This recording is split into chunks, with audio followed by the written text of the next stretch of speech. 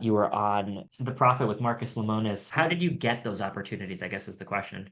For instance, like being on The Prophet, actually, it turns out that Davis Wright Tremaine represents the production company that does it. And they sort of had to call out and be like, hey, are there any patent attorneys who have media experience who want to go on the show? And I was like, oh, absolutely. That's totally my thing. And that And was your opportunity to take your band experience and get in front of the camera.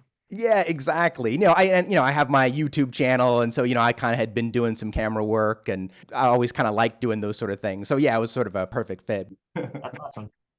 Going back to The Prophet with Marcus Lemonis, what was that experience like for you? Obviously, that's a national presence, you have a good YouTube presence. It's a different thing to be on, primetime cable. What was that experience like? What was it like meeting him? And I saw the interview with him. How did you feel? Was it nerve-wracking? No, it was really fun actually. I enjoy doing these kind of things. In a lot of ways, it was really just it was kind of the same stuff that I do with my clients all the time. So they flew me down to LA and they actually like put me up in a hotel and stuff. And then they said, okay, well we don't know where we're going to be shooting. And then they said, okay, we're going to be at this coffee shop. Meet us there. And so I like got in an Uber, went to this coffee shop.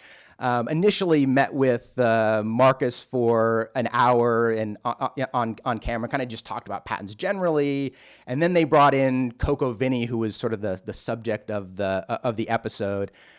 With this product called Coco Taps, which essentially, you kind of put this tap into a coconut and you can kind of drink out of it.